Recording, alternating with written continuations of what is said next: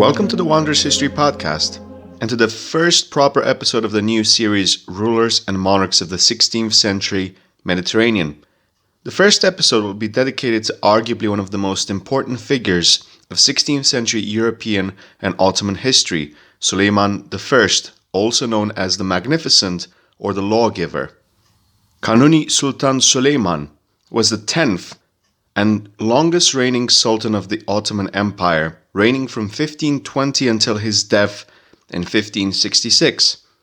In order to explain the reasons for which Suleiman's reign was so emblematic for Ottoman and European history, we have to look at the reign of his predecessor and father, Ottoman Sultan Selim the First, also known as Selim the Grim, and the one who led the start of the remarkable expansion and growth of the Ottoman Empire in the Levant and Northern Africa in the 16th century. Before we continue, I would like to remind you to please hit that subscribe button to make sure you never miss any new history material from this podcast. Let's begin. Selim I became Sultan in April 1512, and in 1514 he scored a decisive victory against the Safavids at the Battle of Caldiran in August 1514. Through this, the Ottomans managed to annex eastern Anatolia and northern Mesopotamia from the Safavids, and even briefly managed to capture the stronghold of Tabriz. After that, Selim focused his attention on one of the most prosperous regions in the world, which was at the time the Levant. Through the Ottoman Mamluk War of 1516-1517, Selim managed to firstly conquer the Syrian region of the Levant through the victory at the Battle of Marj Dabik in 1516, and then the Battle of Ridania in January of 1517, allowing the Ottoman Empire to conquer Egypt, leading also to the collapse of the Mamluk Sultanate. As a result, by 1517, Selim managed to conquer both the Levant and Egypt, which had important trading ports such as Alexandria, where, for example, the Venetian Republic conducted a large part of their maritime trade. In 1520, Selim I passed away, but his relatively short reign of 8 years would allow his son Suleiman to take the Ottoman Empire to its zenith. Selim, at the request of Suleiman, would be buried at the Yavuz Selim Mosque. Within weeks of his ascension, Venetian envoy Bartolomeo Contarini described Suleiman as the following, quote, "The Sultan is only 25 years old." He was actually 26. Tall and slender, but tough, with a thin and bony face. Facial hair is evident, but only barely. The Sultan appears friendly and in good humor. Rumor has it that Suleiman is aptly named, enjoys reading, is knowledgeable, and shows good judgment. End of quote. Despite this description, Suleiman would spare no time in making his intentions well known. Main secondary sources for this episode will be firstly the growth and decay of the Ottoman Empire by Dimitrie Cantemir, and then the history of the Ottoman Empire written by Aurel Decei, Romanian historian and Orientalist, leading figure of the Turkish National Archives after 1947. Other sources include Brodel's Mediterranean, Volume 2, Andrei Klot's Suleiman the Magnificent, and Suraya Faroki's The Ottoman Empire and the World Around It, amongst many other sources. Aurel Decei talks about Suleiman's reign as an actual era of the Ottoman Empire, and mentions the reports of European ambassadors from Venice, France, Spain, the Holy Roman Empire, who documented his rule, and how he made the Ottoman Empire one of the strongest empires in the world during his reign. Decei also mentions the rise of Charles V as Holy Roman Emperor, and one can argue main rival in Europe. On the 30th of September 1520, Suleiman would inaugurate his policy roughly translated to as justice and well-doing. One of his first policies were to actually provide reparations for some actions taken by his father, Selim I. One of those was the forced resettlement of 1,800 people from Cairo and Alexandria and Egypt to Constantinople. Suleiman reversed that and allowed them to come home. Second policy was revoking the 1518 interdiction of sewing silk, mainly directed at the Safavid Empire, allowing for restitution of confiscating merchandise along with financial reparations take place. At the beginning, Suleiman also imposed a brutal order by executing, for example, Kafir Aga, known as the Bloody Kafir, who's known for his bloodthirsty and reckless behavior. He also executed many Sanjak Beys that were selling free people as slaves. The first year showed a remarkable contrast between Selim the First and Suleiman the Magnificent. Suleiman insisted on the rule of law and aimed to use stability as a pillar of the growth of the Ottoman Empire. From a financial perspective during Suleiman, there is a transfer of power to the Grand Vizier. Decay gives an example explained also by Austrian Orientalist and historian Joseph von Hammer. For example, the Valley of Egypt, which is previously mentioned was conquered by Selim the First by the end of 1517, was a position created by Suleiman, and the first one was Hadim Suleiman Pasha. The example that von Hammer gave with Hadim Pasha was in the first years the revenue sent to Constantinople from Egypt worth a total of 800,000 golden ducats. What happened afterwards was that Hadim was relocated, and in his place came Vali Husrev, who would send from Egypt the next year 1.2 million golden ducats. Suleiman and his advisors were alarmed by this and ordered an inquiry, thinking that the new Vali had raised the taxes in Egypt, which would turn into unrest. Vali Husrev argued that there was an increase of production given the investments in irrigation that Hadim had made. Also, during Hadim's reign as Vali of Egypt, he had supplementary costs with the fleet in Alexandria. In the end, what happened was that Hadim was brought back, and the 400,000 golden ducats difference were reinvested in irrigations in Egypt. This shows how much Suleiman cared about maintaining peace and economic stability in all of the territories of the Ottoman Empire. So from early stages, we can tell that Suleiman cemented his status and name of lawgiver, wanting to have a powerful, expansive empire which integrated its newer territories organically. However, this in itself presented a bit of a problem because it demanded expansions and successful campaigns. And because of his long reign of 45 years, 11 months, and 7 days, we would see 13 expeditions in total that Suleiman personally led. They would be spread out and focused on Central and Southeastern Europe, which aimed to expand Rumelia, the European part of the Ottoman Empire, but also parts of the Mediterranean, especially in the east, which brought the Porte in conflict with Venice and Genoa. The Ottomans would also have to fight in North Africa and Iran.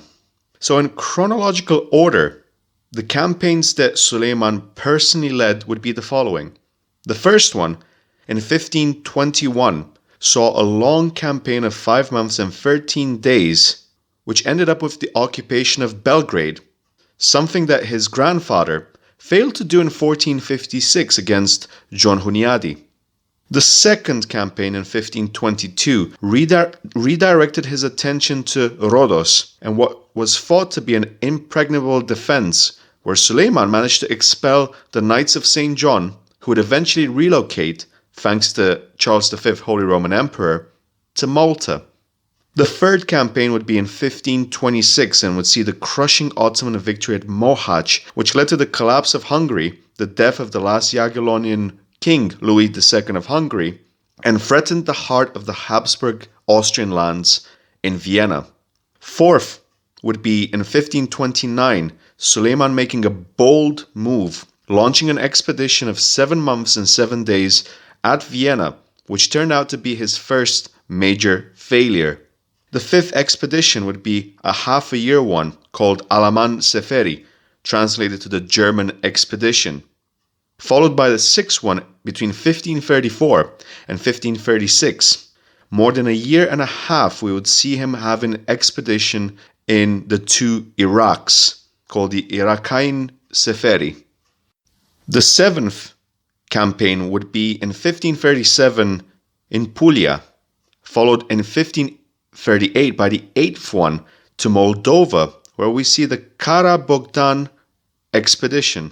9th one would be in 1541 at Buda, followed by the 10th in 1543 at Esztergom. In 1548, for 1 year and 8 months, there would be a second expedition in Iran. The 12th one in 1553 for 1 year and 11 months in Natschivan. And the 13th one, finally, his final expedition at Sigetvar, where we would see his passing away. It's important to note that we do not see important expeditions such as the one at Malta in 1565, which he did not personally command, leaving it instead to Dragut Pasha, Mustafa Pasha, and Piale Pasha. All in all, we have more than 4 decades of warfare which saw the Ottoman Empire reach its zenith, though one can argue that afterwards, towards the mid-1560s, one can see signs of decline, especially economic and military. Part of this decline would be due to the problematic disputes in succession, namely between his sons, Bayezid and Selim the Sot. We shall return to that point later on. Suleiman had to maintain a balance of economic growth at home, while also planning for strategic expansions in order to keep the Janissaries satisfied. After Rhodes, they had more than 2 years of military inactivity, which would lead to revolts, such as the one in March 1525 of the Janissaries, who would actually just sack the konaks, or the palaces, of the second vizier Ayaz Pasha. The Chase said that Suleiman's reaction was swift, as he killed 3 rebellious Janissaries and ordered the execution of the leaders, mainly Mustafa Aga. However, afterwards, he gave the Janissaries 100,000 gold in ducats, thus re-establishing order. Afterwards, Suleiman would have to deal with enemies not from Europe or Northern Africa, but he would have to face eastwards towards the Safavid Empire, where Shah Tahmasp rose to power in 1524. Suleiman would send him a stern reminder of what would happen should the new Shah want to start a new conflict, giving the example of what Selim's campaign and how that ended. In response, the Safavids proposed an alliance with Charles V, Holy Roman Emperor, and Jagiellonian King Louis II of Hungary. It would be of no surprise that these movements came while Suleiman campaigned in Hungary in 1526. 5 years previously, with the capturing of Belgrade in 1521, Suleiman managed to annex most of the Balkans, thus opening the path to Central Europe. Rhodes in 1522 represented an important moment in terms of Ottoman expansion in the Mediterranean, especially in the eastern parts. After Rhodes was conquered, there were very interesting exchanges between Suleiman and Philippe de Villiers, Grand Master of the Order of the Knights of St. John. Suleiman agreed to most of Philippe's demands, which were the following. First of all, he asked for rights to religious freedom for Christians that remained on the island of Rhodos. Second of all, Christian children were not to be taken as wards or devshirme, as insurance against rebellions against the Porte. Third of all, 5 years of tax exemptions were to be provided for the people of Rhodos. Christians would also be granted a 3-year period after 1523 if they decided to relocate. And finally, transports of the Knights of St. John had to be provided by the Ottoman Empire to the Kingdom of Candia, or Crete. Suleiman said on the last meeting between them that, quote, "I have to be saddened by the fact that I have pulled him out of this place and this country, this Gyaur, at this age," end quote. Gyaur was somewhat of a pejorative slur used by the Ottomans referring to infidels or to Christians. Rhodos, or Rhodes, and the success there would show that Suleiman would keep his word and have a sense of honor, especially against formidable opponents such were the Knights of St. John in 1522. In 1526, there would be another resounding success, this time against the Kingdom of Hungary, which the previous century posed significant resistance, especially under John Hunyadi.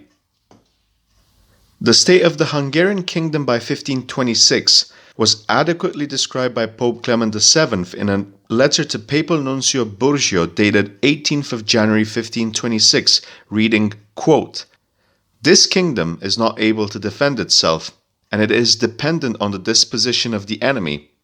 When they are barely able to pay the garrison at the borders, how can they expect to be able to face the entirety of the Sultan's power? The king is so poor that it is said that he often lacks food supplies.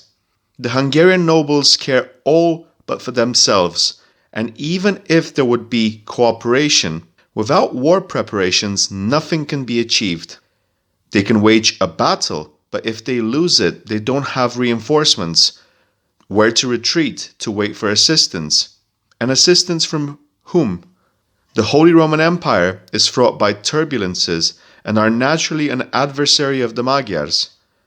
And Poland just signed a peace with the Turks. I thus realize that if the Sultan comes with a strong army, there is no hope for the country to be saved." End quote. Pope Clement's words would foreshadow the conclusion of the Battle of Mohacs in 1526. What drew the ire of Suleiman the Magnificent was the fact that Louis II of Hungary tried to interfere in the affairs of Moldova and Wallachia and form an alliance against the Ottomans. On April 23, 1526, Suleiman left with a large army on what would become a traditional route for the Ottomans along the Balkan region, starting in Adrianople, en route to Sofia, then Niš and Belgrade. The Chase account put forward a number consisting of 43,000 cavalry and 24,000 infantry, altogether 67,000 plus 300 cannon for the Ottomans. Meanwhile, the Hungarians were said to have 14,000 cavalry and 30,000 infantry, all in all 44,000 plus 80 cannon. Initially, the Hungarians tried to pose resistance at Petrovaradin, or Petervarad, unsuccessfully so. This would lead to the battle near the plain of Mohacs on August 29, 1526. It was a battle which only lasted for 2 hours. It showed remarkable discipline and organization of the Ottoman army, which crushed the Hungarians, who also lost their king. Hungary would be partitioned, with the center and south-west annexed by the Ottoman Empire, the northwest by Ferdinand II, and Transylvania and the Banat region would fall also under Ottoman influence.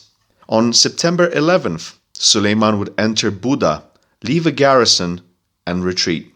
He would entrust the defenses of Buda to Zapolia, Transylvanian voivode, who would not interfere for any part at Mohacs and stay neutral. Hungary would find itself with two kings, one Ferdinand, brother of Charles V, Holy Roman Emperor, and the other John Zapolia, backed by Suleiman. With the annexation of most of Hungary, this would mean that the Ottoman Empire, through Rumelia, now bordered the Austrian Habsburg lands. This meant that Vienna would be the next target. Traditionally, Ottoman campaigns into Europe would begin in spring and end in autumn. As previously mentioned, there was a well-established route from the Balkans into Central Europe via Adrianople, Niš, and Belgrade. And there laid one of the main factors for which Vienna proved to be the first defeat for Sultan Suleiman. Suleiman set off very late, on the 10th of May 1529, in what had been a very rainy year. He called this a holy war against Vienna.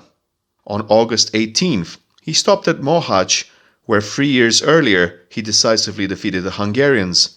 This time, John Zapolia, Transylvanian ruler and proclaimed King of Hungary after the death of Louis II of Mohacs, actively assisted Suleiman with a contingent of 6,000 cavalry. Zapolia also had a meeting with Suleiman and Grand Vizier Ibrahim Pasha. On September 3rd, the Ottomans started the siege at Buda, still under Austrian control. In order to cement his rule over Hungary, Zápolya required the capital. Commanders Tobinger and Besserer surrendered Buda under the condition of being allowed to leave unharmed with their troops, condition which was accepted. However, this caused great discontent amongst the ranks of the Janissaries, who were denied the loot at Buda. They asked the Sultan for bakshish, or compensating payment. Still, after receiving partial bakshish, they killed and took as slaves for ransom many Austrians and Hungarians. Moving onwards, with Buda secured, the Siege of Vienna started on the 27th of September, after what had been already a very rainy summer. Part of the reasons the Ottomans attacked Vienna was to ensure Zápolya's hold over Hungary and Transylvania. Suleiman arrived late with an army of over 100,000 troops. Suleiman himself was commander-in-chief, also having Grand Vizier Ibrahim Pasha by his side. The severe weather conditions seemed to be the main ally of the besieged Austrians, with a force of only 15,000 led by the Count of Saint Nicholas. After Ferdinand, King of Romans and brother of Charles V, Holy Roman Emperor, had to leave the capital. Had the siege lasted a few more days, it's very likely that the Ottomans would have actually been successful. Prisoners were exchanged. Suleiman retreated after leaving a contingent of Janissaries at Buda for Zápolya, and by the 16th of December, Suleiman was back in Constantinople. However, he failed in his main goal of conquering Vienna. On the 17th of November 1530, we see envoys from Ferdinand asking the Ottomans for peace, only if Hungary would be re-given to the Austrians, with them paying a tribute called harach. Suleiman replied that if Austria desired peace, it should abandon all claims to Hungary. He also would show signs of rancor against Holy Roman Emperor Charles V, especially because of his imperial title. From this point, we see the alliance between France and the Ottoman Empire come to fruition.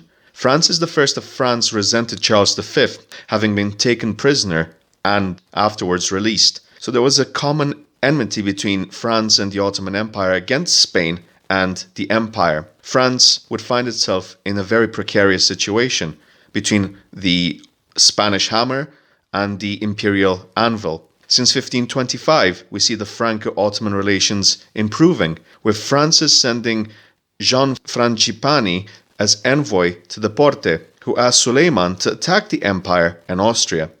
There were developments in the Mediterranean as well, as Hayreddin Barbarossa launched incursions in the west with French assistance.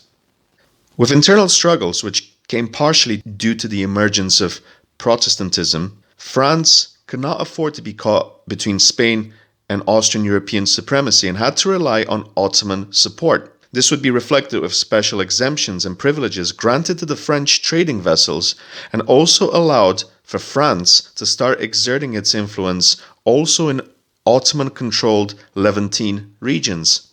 There would be decades later the matter of Joseph Nassi's treatment by France, which would constitute a serious concern for Franco-Ottoman relations between the 1550s and 1570s. We shall return to that point later on, and in another episode.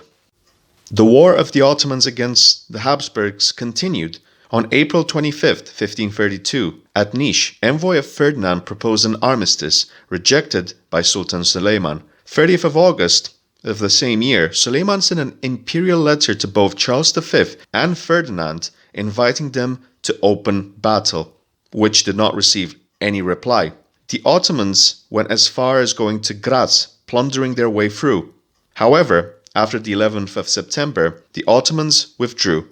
In the meantime, Suleiman managed to seal a treaty with Sigismund the First of Poland, guaranteeing no Ottoman attack from the region of Crimea or Moldova, in exchange of Poland not making any alliance with enemies of the Ottoman Empire, mainly the Empire. It was no surprise that in 1533, peace with Austria was signed, and had the following clauses apart from not having Charles V included. Austria had to abandon any claims to Hungary, but it would retain its northwestern part. Austria had to accept Zapolia as Hungarian ruler. Austria had also to pay a yearly tribute of 30,000 golden ducats to the Ottomans. This in itself was a great victory for the Ottoman Empire, because in the wider geopolitics of the first half of the 16th century European landscape, this eliminated any threats from Austria against the Ottomans, allowing for Suleiman to focus on Persia, a campaign which lasted 2 years, 2 months, and 18 days.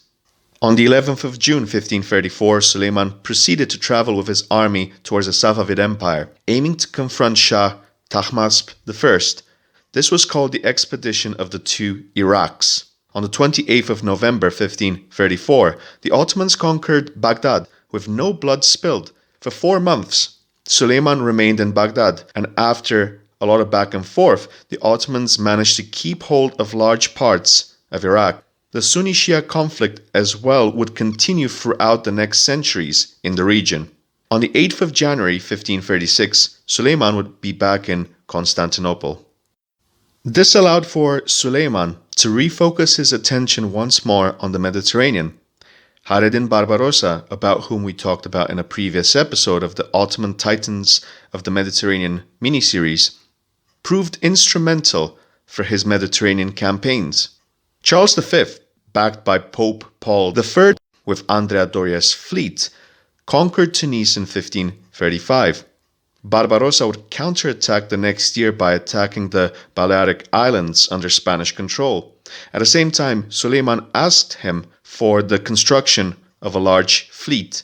We see aggressive campaigns from Barbarossa at Brindisi, while at the same time, at Dalmatia, Husrev Bey conquered the fort of Klis under Venetian control. The Third Ottoman-Venetian War would also start in 1537. Also on May 11th, 1537, the Puglia Expedition started.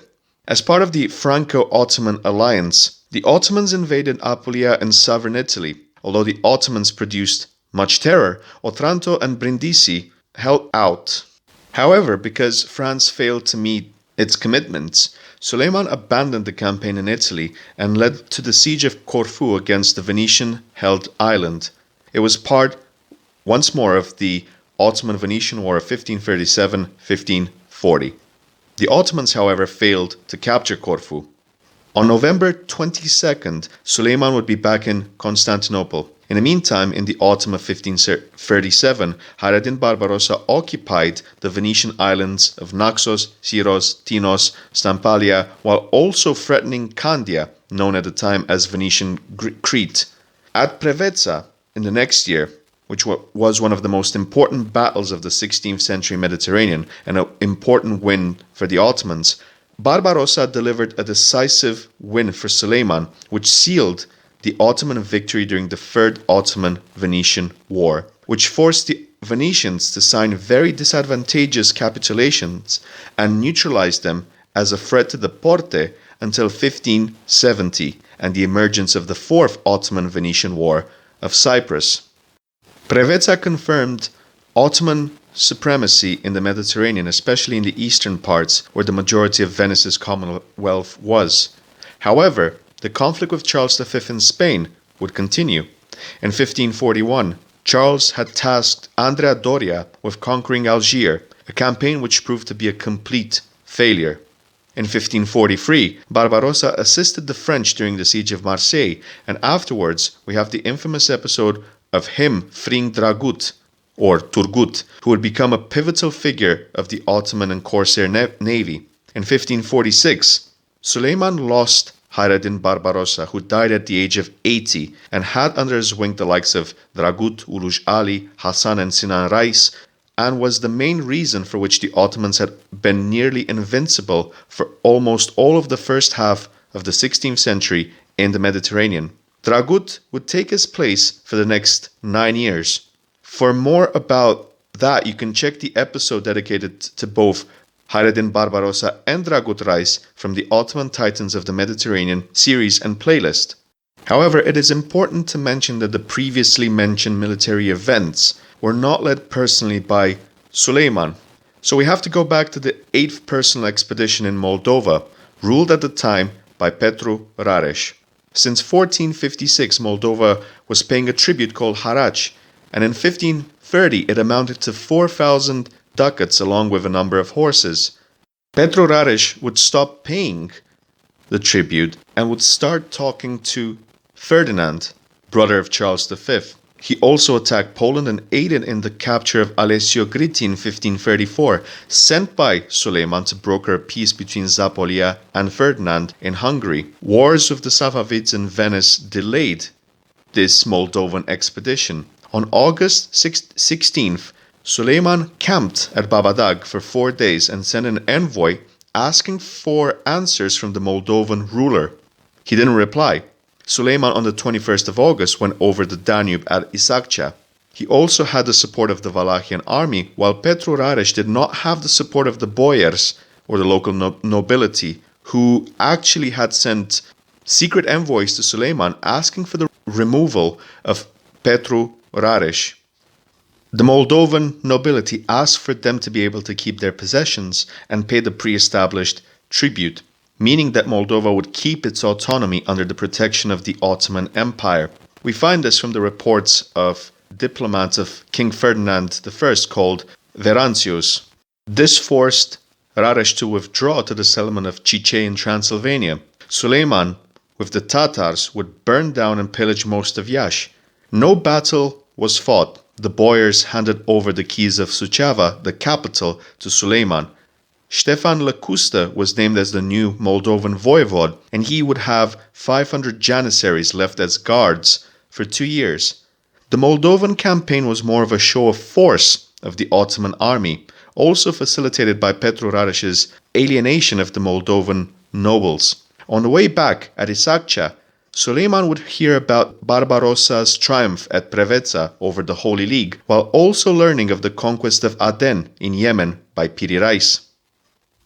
After this, we would see 2 incursions from the Ottoman army and Suleiman into Hungary, first one on the 20th of June 1541, and the second one, which would actually be his 10th expedition, would see him conquer Esztergom, Valpo, Pest, and by the 16th of November 1543, Suleiman would successfully return to Constantinople. In June 1547, a 5-year peace was signed which had Venice, France, and Charles V as signatories. This allowed Suleiman to focus on a second war against the Safavids between 1548 and 1550. This allowed first Austria to speculate, break the peace, and send a 7,000 troops force to invade Cluj until 1556. The important siege of Timișoara would follow, and from the Ottomans, Mehmed Sokolu Pasha demanded the peaceful surrender of Timișoara, reply being that the city would only be taken not with letters but with cannon. However, Sokoli did not have siege weaponry, and due to the heavy rains, he was forced to withdraw to Belgrade. In the next year, in 1552, the siege was restarted, this time with adequate supplies. Timișoara would be conquered and turned into a small Pașalâc. However, Suleiman would not focus completely on war westwards, because between 1553 and 1555 he had to redirect his attention to Persia. On the 29th of May 1555, we see him signing a peace with the Persians which lasted for 25 years. On the way back to Constantinople, we see Suleiman granting audiences to Ogier Ghiselin de Busbecq and Antonin Vrancic, important 16th century historians, especially when it came to Ottoman affairs, war in the Balkans and Rumelia, and diplomacy between the Empire and the Ottomans. In 1559, we would see the brutal confrontation between the last 2 living sons of Suleiman, Selim and Bayezid. Selim was an embodiment of hedonistic practices, while Bayezid was very much built in the image of his father and was loved by the Janissaries. Through the machinations of Lala Mustafa Pasha, Selim ended up having the backing of Suleiman's army at Konya in 1559. Bayezid withdrew with his sons to Iran, where he hoped for refuge from Shah Tahmasp. Eventually, Bayezid would be imprisoned. Here we see a stark difference between Suleiman and Selim. Suleiman had offered 1.2 million ducats plus a settlement of Kars for the surrender of Bayezid. The brother Selim only offered 400,000 without the settlement of Kars. In 1561, at Kazvin, Bayezid would be killed, which paved the way for Selim II to become Sultan in 1566. There is also the very complicated matter of the influence of the harem, especially during the reign of Sultan Suleiman. And here, of course, we have the example of Roxalena. But I hope I will be able to make an episode about this at a future date. In 1565, the Great Siege of Malta ended with a rare naval defeat for Suleiman, who did not personally lead the expedition. For more historical information on this, please check the entire Malta miniseries of the podcast provided in the description box below. The Siege of Malta as well provided with the crippling loss of Dragut Rais. In 1566, a year later, Suleiman wrote Maximilian asking for the surrender of Sigervar, Gyula and Eger. This Hungarian campaign in 1566 would prove his last, because on the night between the 6th and the 7th of September 1566, at the age of 71, Suleiman had passed away. Mehmet Sokoli Pasha would pay, in name of Suleiman, repairs at Sigetvar. For a few weeks, Mehmet Sokoli Pasha kept the death of Suleiman as a secret, but also he took the embalmed body of the Sultan to Constantinople. Suleiman, arguably one of the greatest sultans of the Ottoman Empire, whose victories ensured Ottoman dominance in the Mediterranean, Northern Africa, the Levant, and the Balkans.